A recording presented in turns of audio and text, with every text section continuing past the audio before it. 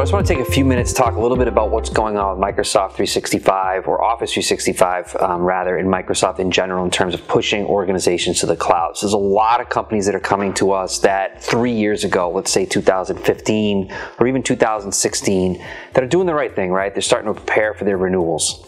And they're coming to us and saying, hey, look, I got some great discounting 3 years ago. I'm not sure if you can help me because I feel really good about what I got, but do you mind taking a look? And that inevitably leads to this, which is the first question: how do you know you actually got that special one-time discount? And once we start to look at the material, the truth unfolds, right? Which is, it wasn't that special to begin with. And why is that problematic? Well, sure, the last 3 years they paid too much than they should have, but the bigger problem is when you look at the contracts, the majority of companies we speak to, when they jumped, when they leaped into the cloud, they didn't get the proper renewal protections in place downstream. So why is that an issue? We're not talking 3 or 7% increases. We're talking 25, 15% increases. And you're trying to negotiate now against a much higher number. And so if you would have thought, if you would have looked before you leaped, you would have gotten those protections in place, and perhaps that discount would have actually been justified longer term. But here's the other big issue that a lot of organizations are not thinking about.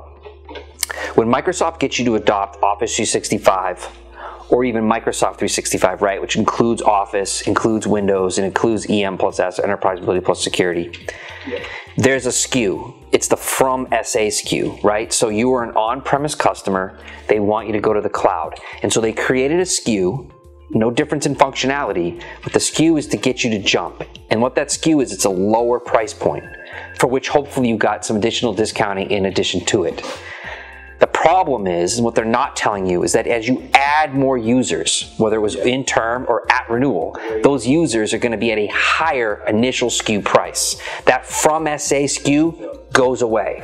So again, why is that problematic? That special discount you got 3 years ago probably wasn't special enough to begin with, number one. Number two, you didn't have the proper renewal protections in place like most organizations. And then three, you didn't get a commitment from Microsoft that the from SA SKU is what's actually going to be available to you 3 years. So in other words, the baseline is going to go up, the per unit price. The additional discount is going to go down. And so you're left with increases somewhere between 15 and 25%. And that's your new starting point. And so we implore and we talk to a lot of organizations and say, look, before you leap, before you make that decision, after you've vetted the functionality and all of that, make sure you know the answer to this question. Is my discount good enough? And if you get over that hurdle, if you don't then ask yourself, do I have the right protections in place? None of that matters. And so don't wait till the last minute. Make sure you get the right protection. Make sure you have the answer to that question. And there's really only one way to know that. You certainly can't ask Microsoft, because what do you think they're going to tell you?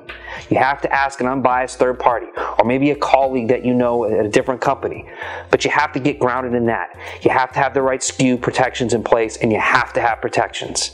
So if you don't have those things, you better start thinking about your renewal. You better start conditioning Microsoft, and you better be in for an iterative, problematic, and challenging renewal discussion. Not that it can't be overcome, but you better start preparing.